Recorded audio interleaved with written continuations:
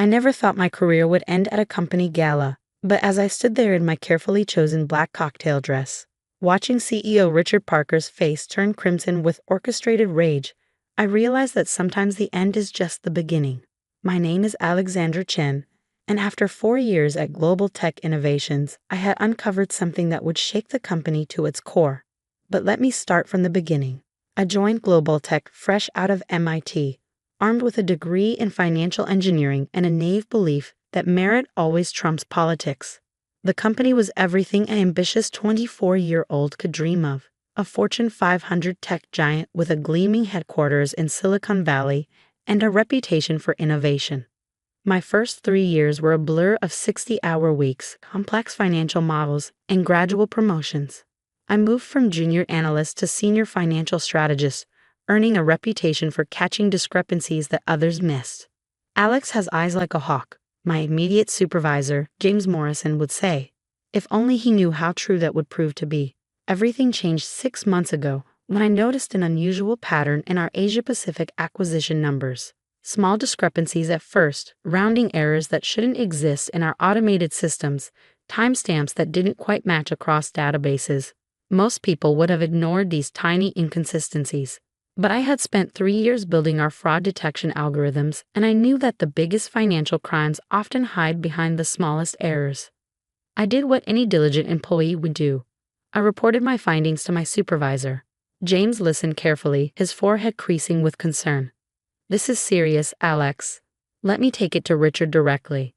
Richard Parker had been CEO for 5 years, lauded as the visionary who transformed Global Tech from a middle-tier player into an industry leader. He had a Harvard MBA, a winning smile, and a gift for making everyone feel like they were part of something special. I still remember his speeches at quarterly meetings, how he would pace the stage talking about integrity and innovation as our core values. A week after I reported the discrepancies, James called me into his office. The blinds were drawn, unusual for him. Richard looked into it, he said, not quite meeting my highs. "It's nothing, just some legacy system issues from the merger." "Drop it, Alex, that's an order." But I couldn't drop it. The numbers kept nagging at me, like a splinter in my mind. Late at night, after most employees had gone home, I dug deeper. What I found made my blood run cold.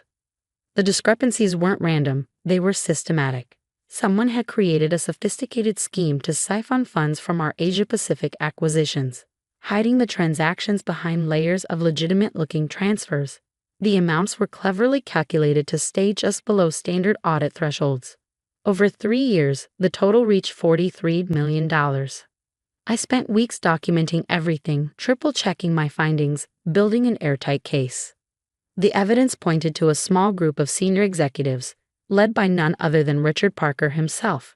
They had been using the chaos of our rapid expansion to hide their tracks, counting on the fact that few people understood both the financial and technical sides well enough to spot the pattern.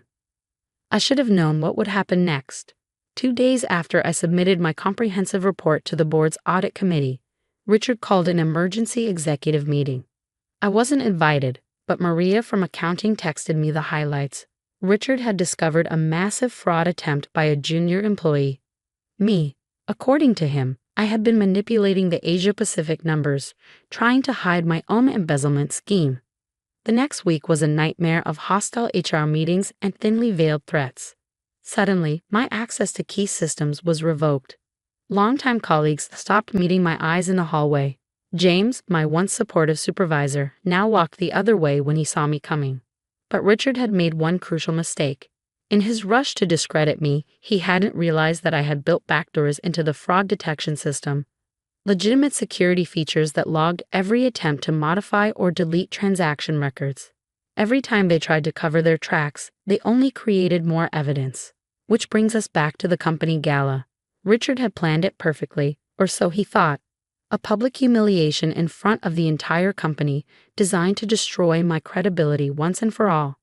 As security approached to escort me out, I caught a glimpse of James in the crowd, looking uncomfortable but unwilling to speak up.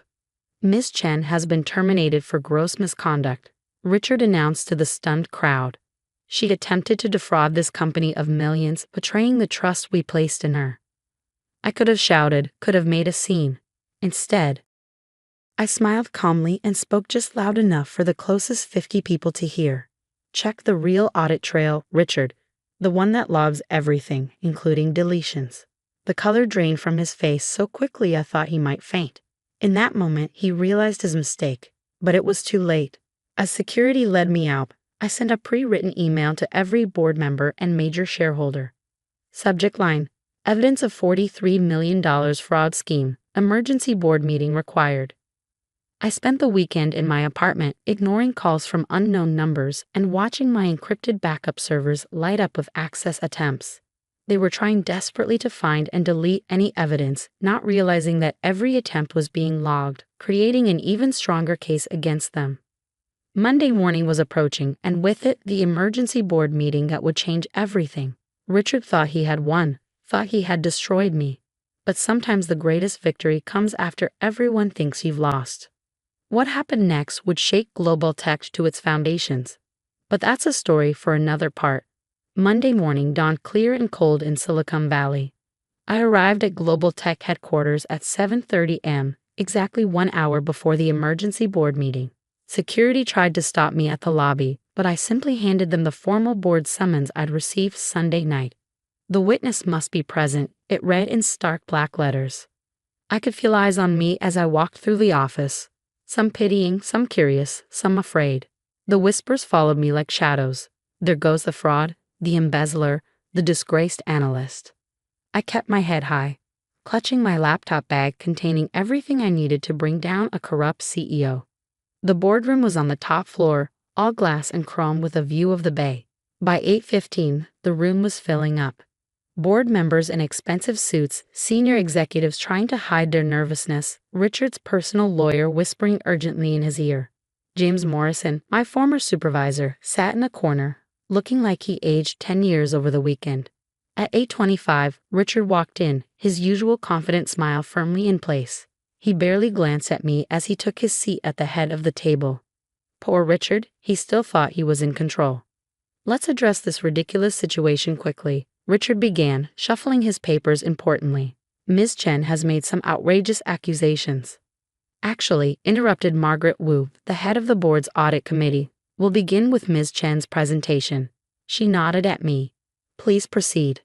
I connected my laptop to the display system, feeling Richard's glare burning into me. The room fell silent as I pulled up my first slide. 3 years ago, I began, my voice steady. Global Tech implemented a new fraud detection system that I helped design. What many people don't know is that this system includes an immutable audit log. Every transaction, every modification, every deletion attempt is recorded in a secure blockchain that cannot be altered.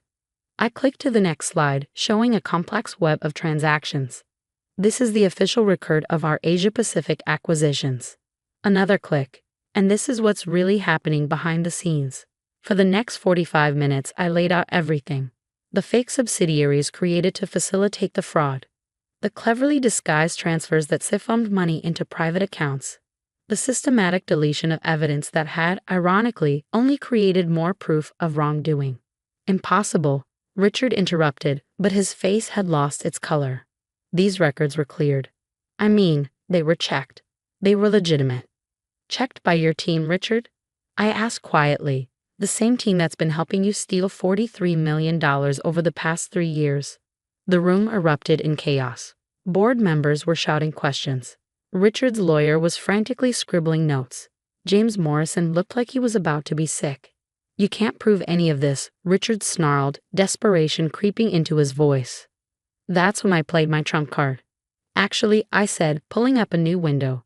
Every time someone tried to delete evidence, the system created an encrypted backup. Would you like to see the log of deletion attempts from this weekend? It's quite interesting.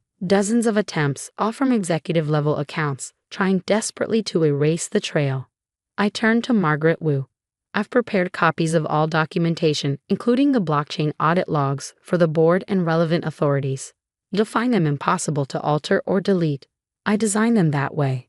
Richard jumped to his feet. This is absurd. She's just a junior analyst. You can't possibly. Former MIT prodigy in financial engineering, Margaret cut in, reading from a file. Created our current fraud detection system, multiple patents in blockchain security. Tell me, Richard, did you even read her personnel file before trying to frame her? The next few hours passed in a blur. Security escorted Richard and 3 other executives from the building. The FBI arrived shortly after. Apparently, Margaret had alerted them days ago after first receiving my evidence. James Morrison resigned on the spot, though I later learned he agreed to testify against Richard in exchange for leniency. By evening, the story had hit the financial news. Global tech stock took an initial hit, but the board's swift action in removing the corrupt elements helped stabilize things. Margaret Wu personally offered me a new position, Chief of Financial Security, reporting directly to the board. I accepted, with conditions. First, a complete overhaul of our compliance systems. Second, protection for whistleblowers. And third, a commitment to promote based on merit, not politics. 6 months later, global tech is stronger than ever. Our new transparency initiatives have become industry standard. Richard and his co-conspirators are awaiting trial, facing decades in prison. The $43 million has been traced and recovered. Sometimes I think about that company gala, about Richard's smug face as he tried to destroy me. He never understood that in trying to erase me, he only proved why I was dangerous to him. He thought power came from titles and connections. I knew it came from understanding the systems that run our world and building better ones. Last week, I gave a keynote speech at MIT's graduation ceremony. My topic? Integrity in the Age of Digital Finance. The students were particularly interested in my story, but I emphasized that it wasn't about revenge. It was about building systems that make it harder for people to abuse power. James Morrison sent me an email recently, an apology for not standing up sooner. I haven't replied yet. Some bridges, once broken, take time to rebuild. As for me, I'm where I always wanted to be, doing what I do best, catching people who think they're too smart to get caught. My team jokes that I have a sixth sense for fraud, but it's simpler than that. I just never forgot what my father, a small-town accountant, always told me: numbers don't lie, Alex, people do. Every morning, I walk into my new corner office, look out at the bay, and smile. Richard's old office is now a cybersecurity command center. It's a reminder that sometimes the best revenge isn't about destroying your enemies. It's about building something better from the ruins of their mistakes. The fraud detection system that caught Richard? We've made it open source, available to any company that wants to implement better financial security. Because the best way to fight corruption isn't to hide your tools, it's to share them, making it harder for the next Richard Parker to think they can get away with it. They say success is the best revenge. I disagree. Success isn't about revenge at all. It's about creating systems so robust that people like Richard never get the chance to abuse them in the first place. As I write this from my office, watching the sun set over Silicon Valley, I think about all the other Alexandra Chens out there, young, idealistic, facing their own Richard Parkers. My advice to them: keep building, keep documenting, keep believing in the power of truth encoded in elegant systems, because sometimes the quiet ones, the ones they underestimate, are the ones who change everything. And to Richard, sitting in his cell awaiting trial, thanks for teaching me the most valuable lesson of all. Integrity, backed by unbreakable code, will always win in the end.